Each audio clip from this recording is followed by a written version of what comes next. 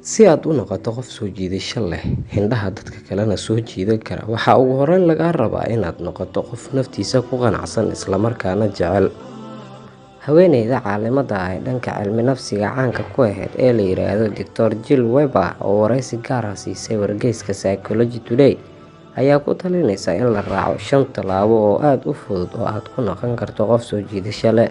Fadlan inta aanan gudagelin, ka mid noqo asxaabta ku xiran Wanaag Show ee subscribe inoo saar. Waxaan kuu soo gudbin doonaa 5 tallaabo oo intooda badan oo ku saabsan kuwo lagu horumarin karo naftaada, sidoo kaleetana aad ku noqon karto qof soo jiidasho leh, indhaha dadka kalena soo jiidan kara.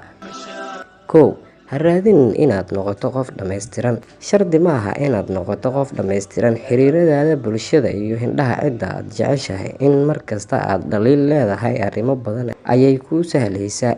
Waa inaad dadka kula dhaqanto dabeecadda caadiga ah adigoo wax khilaafaad ah aanan sameynin.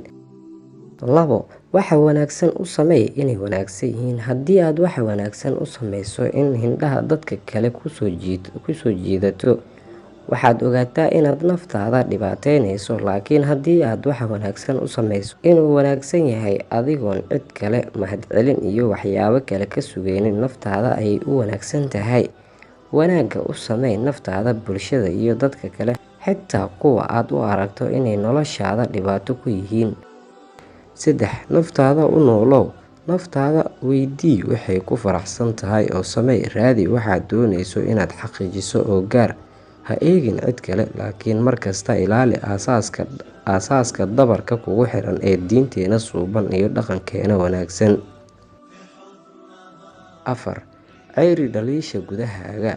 Haddii aad faraxsan tahay, dadka kale agtaada waxay ku dareemayaan xasillooni.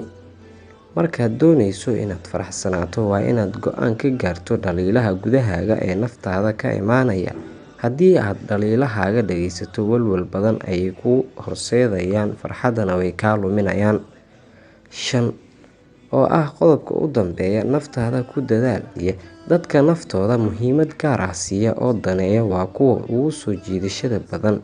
Waxaa waajib ah in nolol maalmeedka ay ka mid noqoto inaad qaadato raashin caafimaad, isboortis sameyso, xiriirkaaga qoyskana aad wanaajiso.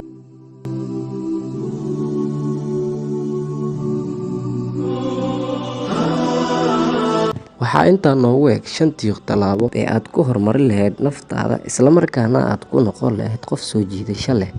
Fadlan mar kale, haddii aadan ku soo biirin Wanaag Show, ka mid noqo asxaabta ku xiran ee subscribe inoo saar. Mahadsanid.